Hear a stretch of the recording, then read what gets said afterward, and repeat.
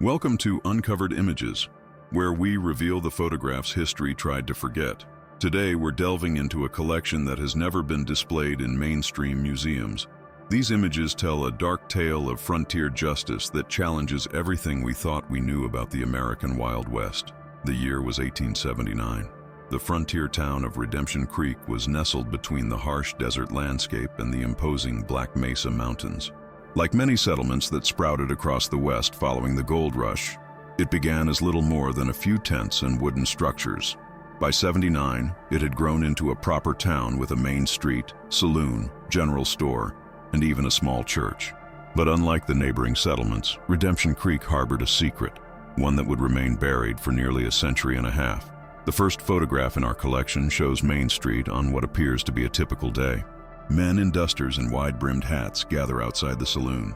Women in long dresses move between shops. Children play in the dusty street. Nothing seems amiss. Yet this image was taken just days before everything changed. If you look closely at the upper right corner, you'll notice a man watching from a second-story window. This is believed to be Calvin Mercer, the man who would soon bring a reign of terror to Redemption Creek. Mercer arrived in town in the spring of 1879. The second photograph shows him standing outside the town's bank. Tall and well-dressed in a black suit, he carried himself with the confidence of a businessman. His pocket watch chain glimmers in the sunlight. He told folks he was a banker from Chicago looking to invest in local mining operations. With his soft-spoken manner and apparent wealth, he quickly gained the trust of the townsfolk. The local newspaper, the Redemption Creek Herald, even ran a small piece welcoming him. The headline read, "Eastern Banker Brings Promise of Prosperity." This photograph of the newspaper clipping is one of the few pieces of documented evidence of Mercer's arrival. Within weeks, he had purchased the town's bank and had begun offering loans to miners and business owners alike. His generous terms seemed too good to refuse. What the people of Redemption Creek didn't know was that Calvin Mercer wasn't a banker at all. The third photograph in our collection reveals his true identity. It's a wanted poster from Illinois showing a younger Mercer, then using the name Samuel Winters, wanted for fraud, extortion, and suspected murder. The striking resemblance is undeniable, though none in Redemption Creek would have seen this poster. By summer, Mercer had ingratiated himself with the town's elite.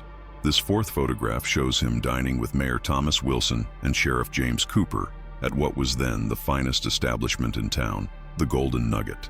They're smiling, raising glasses in a toast. The sheriff's badge is clearly visible on his chest. Neither man could have imagined that they were breaking bread with a predator. Mercer's scheme was as brilliant as it was ruthless.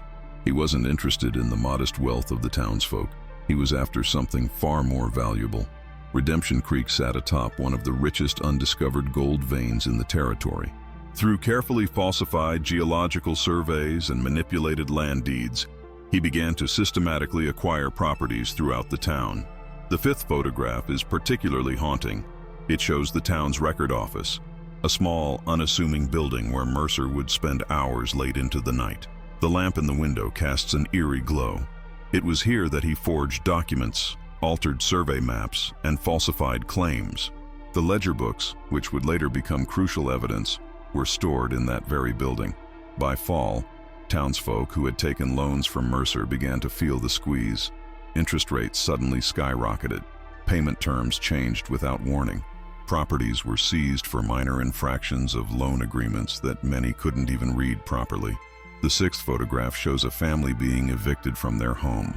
A mother clutches two small children, while the father argues with men working for Mercer. Their expressions of desperation and confusion speak volumes. It wasn't long before the people of Redemption Creek began to realize something was terribly wrong. Thomas Reynolds, the owner of the general store and a respected figure in town, was the first to openly question Mercer's practices. The seventh photograph shows Reynolds standing on a crate outside his store, addressing a crowd. His face is stern, determined. He holds papers in his hand, copies of loan agreements that he had begun to collect from townsfolk, showing the predatory terms. 3 days after this photograph was taken, Reynolds was found dead in the alley behind his store. The official cause was listed as a robbery gone wrong, but nobody in town believed it. No money was taken, no valuables missing, just a good man silenced forever. This eighth photograph shows Reynolds' funeral. The entire town gathered to pay respects. In the background, barely visible, stands Calvin Mercer, watching from a distance. His expression is impossible to read, but his presence at the funeral of a man who had publicly challenged him speaks to his audacity. As winter approached, fear gripped Redemption Creek. More businesses were seized, more families displaced. Those who spoke out against Mercer had accidents or suddenly left town without saying goodbye. The 9th photograph shows Mercer's men, 4 hard-faced individuals who had appeared in town shortly after Reynolds' death. They stand outside the saloon, each wearing a sidearm, each with eyes that had seen violence and didn't flinch from it. But something unexpected was happening in Redemption Creek. While Mercer's power grew, so did a quiet resistance. Sarah Reynolds, Thomas's widow, refused to give up her husband's store despite mounting pressure. The 10th photograph shows her behind the counter, a shotgun visible beneath it. Her eyes hold a determination that wouldn't be broken by threats or intimidation. Meanwhile, Joshua Smith, a young deputy who had worked under Sheriff Cooper, began his own investigation. The 11th photograph shows Smith at his desk, surrounded by papers. What isn't immediately obvious is that these papers were records he had secretly copied from the record office, documenting Mercer's fraudulent activities. The turning point came on December 17, 1879. Mercer, growing impatient with the remaining holdouts, ordered his men to set fire to the Reynolds General Store in the middle of the night. The 12th photograph shows the building engulfed in flames. Townspeople form a bucket line, desperately trying to save the structure, but their efforts would prove futile. What Mercer didn't know was that Sarah Reynolds had been sleeping in the back room of the store that night. By the time the townspeople realized she was inside, the flames had consumed most of the building. The 13th photograph is perhaps the most powerful in our collection. It shows Joshua Smith carrying Sarah's body from the smoldering ruins at dawn. Her face is peaceful, almost as if she's sleeping, but the truth is unmistakable. Smith's expression is one of raw grief transforming into resolve. That night changed everything. The 14th photograph shows a meeting in the church basement. 24 men and women, their faces illuminated by lantern light. Joshua Smith stands at the center, speaking.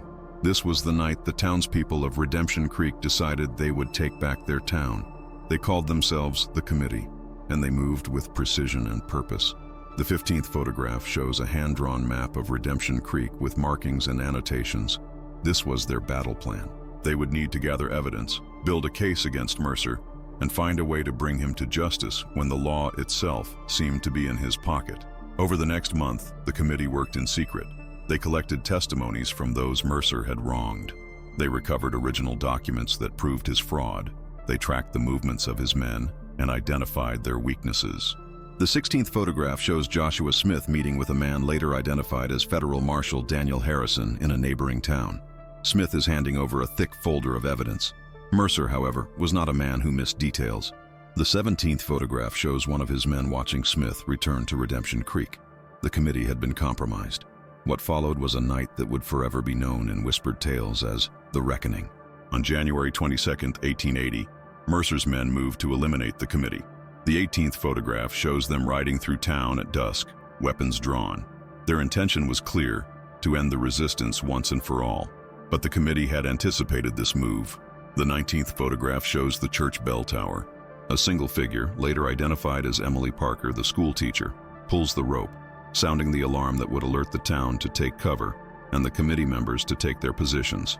This image, captured from street level looking up at the tower, has an almost otherworldly quality. Parker's silhouette is dramatically backlit by the setting sun streaming through the belfry windows. Her small frame strains against the heavy rope, the bell itself caught mid-swing. The angle creates a heroic portrayal of an ordinary woman performing an extraordinary act of courage. According to town records, Parker had been teaching in Redemption Creek for only 6 months when the conflict with Mercer began. Previously, she had worked in Boston and had come west seeking adventure and purpose. In the most critical moment of the town's history, this newcomer became instrumental to their survival. Later accounts from her students describe how she continued teaching even as the committee made their preparations, never allowing the children to feel the full weight of the danger, yet preparing them with drills on where to hide if the bell should ring at an unusual hour. The 20th photograph is blurred, taken in haste. It shows Main Street as the first shots were fired. Mercer's men had expected to hunt down unarmed townsfolk. Instead, they found themselves facing determined opponents who had prepared for this moment. The 21st photograph shows the aftermath outside the saloon. Two of Mercer's men lie motionless in the street. The committee had struck its first blow, but the fight was far from over. Mercer himself remained barricaded in the bank with his remaining men and several hostages, including Mayor Wilson. The 22nd photograph shows Joshua Smith and several committee members taking positions around the bank. The standoff would last through the night. Shots were exchanged sporadically, but neither side could gain an advantage. As dawn broke on January 23rd, an unexpected figure appeared on the scene. The 23rd photograph shows Federal Marshal Harrison riding into town with 6 deputies. He had received Smith's evidence and had ridden through the night to reach Redemption Creek. The 24th photograph captures the moment Marshal Harrison called out to Mercer, demanding his surrender. The bank's windows are clearly visible, a rifle barrel protruding from one of them. Harrison stands in the street, fearless, his badge catching the morning light. What happened next has been debated by historians for decades. The 25th photograph shows a flash of light from inside the bank, an explosion that shattered windows and sent debris into the street. Some accounts claim Mercer detonated dynamite, preferring to die rather than face justice. Others suggest it was an accident caused by a lantern knocked over during a struggle between Mercer and one of his hostages. The moment is captured with haunting clarity. The bank's facade illuminated by the explosion, windows blowing outward, a rain of glass and wood cascading into the street. Marshal Harrison and the committee members are frozen in shock, some already diving for cover. A few townsfolk can be seen in doorways across the street, their faces masks of horror. This singular moment would be seared into the collective memory of Redemption Creek for generations to come. The 26th photograph shows the bank in ruins, smoke still rising from the debris. Marshal Harrison and the committee members rushed toward it, hoping to rescue survivors. Among the rubble, they found Mayor Wilson and 2 other hostages, injured but alive. Of Calvin Mercer, they found only his pocket watch. The glass shattered, the hands stopped at 6:42 a.m.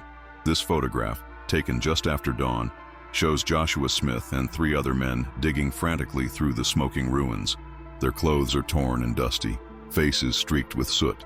In the foreground lies a timber that once supported the bank's ceiling, now splintered like kindling.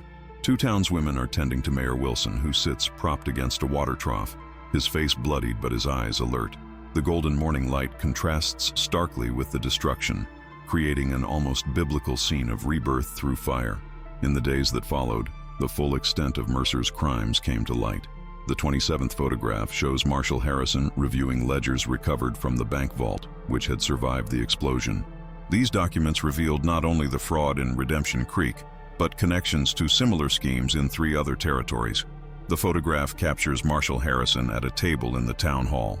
Sunlight streams through tall windows, illuminating pages spread before him. His spectacles reflect the light as he leans forward, focused intently on the damning evidence. 2 deputies flank him, their expressions grim as they begin to comprehend the scale of Mercer's operations. A map on the wall behind them shows the territory with red pins marking locations, later discovered to be other towns Mercer had targeted or planned to target. The ledgers themselves are bound in fine leather, a testament to Mercer's vanity and his confidence that his secrets would never be exposed. More shocking still were the discoveries made at Mercer's residence.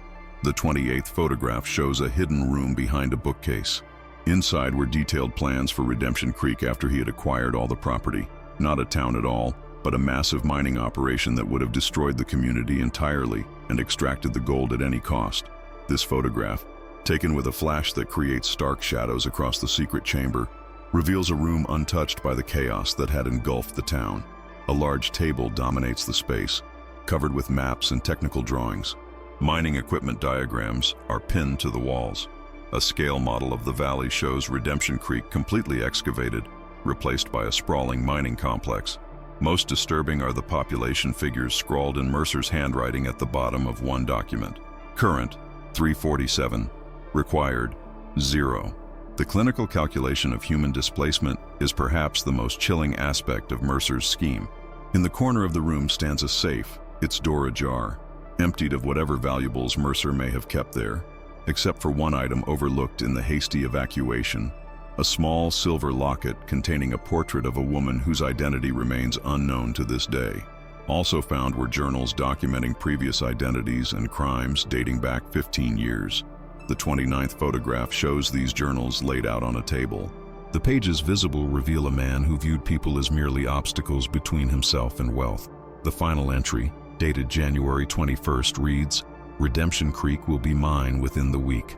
Those who resist will be removed, as always." The 30th photograph shows the rebuilding of Redemption Creek in the spring of 1880. Townsfolk worked together, raising new structures. Joshua Smith, now wearing the sheriff's badge, oversees the effort. The community had been wounded deeply, but was healing together. This wide-angle image captures the rebirth of Main Street. A dozen men pull on ropes to raise a wall frame for the new general store.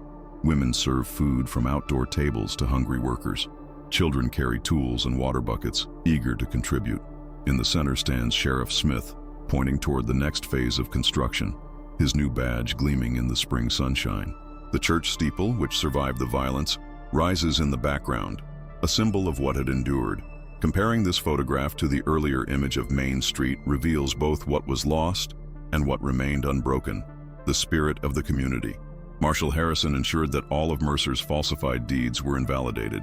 Properties were returned to their rightful owners. The bank was eventually rebuilt and placed under the management of a committee of townsfolk, perhaps one of the first community-owned banks in the West. The process was not without challenges. The 31st photograph shows Marshall Harrison meeting with a group of territory officials who had arrived to investigate the incident. Their formal attire contrasts sharply with the still damaged surroundings. Harrison stands firm, documents in hand, making his case for the legitimacy of the committee's actions. A handwritten note on the back of this photograph, discovered decades later, reads, "Justice versus law, the day we almost lost everything again." It appears that even after Mercer's defeat, the town had to fight to justify its resistance against a man who had manipulated the very legal system meant to protect them.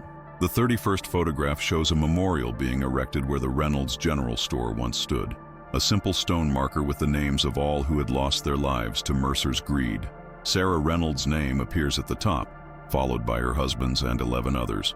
Below the names is inscribed, "They stood for justice when justice stood aside." The photograph captures the dedication ceremony on a clear autumn day in 1880. Nearly the entire town has gathered, heads bowed as Reverend Miller offers a blessing. Children hold wildflowers which they will place at the base of the monument. In the foreground, an older woman, identified in later accounts as Thomas Reynolds' mother, touches her son's engraved name, her expression one of quiet dignity. Behind the crowd, the new general store rises, its fresh-cut timber gleaming in the sunlight, a testament to the town's determination to build something meaningful from their tragedy. The duality of remembrance and renewal is palpable in this single, powerful image. Joshua Smith would serve as sheriff of Redemption Creek for 27 years. The 32nd photograph shows him in his later years, gray-haired but still straight-backed, standing outside the sheriff's office. The town had prospered under his watch, becoming known throughout the territory as a place where law and fairness prevailed. This portrait, taken in 1907, captures Sheriff Smith at age 59, just before his retirement. His weathered face tells the story of nearly 3 decades of service. The wrinkles around his eyes speak of wisdom earned through hardship, but there's a quiet satisfaction in his gaze. He wears the same badge that was given to him after the confrontation with Mercer, now worn smooth from years of duty. Behind him, Redemption Creek has evolved from a frontier settlement to a proper town with painted buildings and a telegraph office visible in the background. A newspaper clipping attached to the photograph quotes Smith at his retirement ceremony, "I never sought to be sheriff, I only sought justice. That the two became one is the greatest honor of my life." Records show that during his tenure, Redemption Creek maintained one of the lowest crime rates in the territory, not through harsh enforcement, but through a community-based approach to justice that became his legacy. The final photograph in our collection was taken in 1905 at a town gathering celebrating Redemption Creek's 30th anniversary. Elderly survivors of the committee sit in places of honor. Children who had not been born during those dark days play nearby. The town had moved forward without forgetting its past. This panoramic image, requiring a special camera and technique to capture such a wide view, shows the town square transformed for the celebration. Long tables laden with food stretch across the foreground. Bunting and flags decorate the buildings. At the center sits a platform where 7 elderly men and women, the last living members of the committee, receive the town's recognition. Joshua Smith, by then retired, stands at a podium addressing the crowd. Though the photograph is too distant to capture his expression, his posture conveys pride. In the background, the town of 1905 bears little resemblance to the frontier settlement of 1879. Telephone poles line the streets. An automobile, one of the first in the territory, is parked beside hitching posts, still used for horses. Children in modern clothing play games while wearing toy badges fashioned after Smith's. The memorial stone is visible, now surrounded by a carefully tended garden. What makes this photograph particularly remarkable is the contrast between past and present, contained within a single frame. It captures a community that refused to be defined by tragedy, yet never forgot the lessons it taught them. An annotation on the back, written in an unknown hand, reads simply, "What was saved?" So why have these photographs never been displayed in mainstream museums? Some suggest it's because they challenge the traditional narrative of how justice functioned in the Wild West. They show that when official law failed, communities could create their own systems of justice that were not about vengeance, but about protecting the vulnerable. Others point to the influential descendants of associates of Calvin Mercer, who went on to become powerful figures in banking and politics in the early 20th century. These families would have had every reason to suppress a story that connected their wealth to such a man. What we know for certain is that the photographs and accompanying documents remained in a sealed trunk in the Redemption Creek Town Hall until 1967, when a fire threatened to destroy them. They were saved by the quick action of a clerk who recognized their historical significance. Since then, they have passed through private collections, rarely seen by the public until now. The story of Redemption Creek reminds us that justice in the Wild West wasn't always delivered by a lone sheriff in a dramatic noon showdown. Sometimes it came through the collective courage of ordinary people who refused to surrender to tyranny and greed. It came through careful planning, gathering evidence, and standing together when standing alone meant certain defeat. The 33rd photograph in our collection offers perhaps the most poignant epilogue to this story. Dated 1883, just 3 years after the confrontation, it shows a classroom in the newly built schoolhouse. Emily Parker, the school teacher who rang the warning bell on that fateful night, stands before 20 children. On the blackboard behind her is written, "The price of justice is eternal vigilance." This simple lesson, taught to the next generation of Redemption Creek, speaks volumes about how the town chose to remember its ordeal, not as a tale of vengeance, but as a reminder of civic responsibility. As we look at these images, faces of men and women who lived nearly a century and a half ago, we're reminded that the struggle against those who would use power and wealth to control others is as old as civilization itself. The methods may change, but the courage required to stand against such forces remains the same. Redemption Creek itself no longer exists on modern maps. The town was eventually abandoned in the 1930s during the Dust Bowl era. Today, only foundations and the occasional weathered timber mark where this community once stood. The gold that Mercer coveted so desperately was indeed mined eventually, but through legitimate means that benefited the community during its lifetime. The photographs you've seen today offer a window into a chapter of Western history that deserves to be remembered, not for its violence or lawlessness, but for the triumph of community and justice over corruption and greed. Some viewers may question the authenticity of these images or the events they depict. What we present is based on the photographs and documents as they have come to us. We invite you to consider their significance either way, as historical artifacts or as powerful symbols of a timeless struggle. Before we end today's journey, take one last look at the faces in that final town gathering from 1905. These are not the faces of victims or of vengeful vigilantes.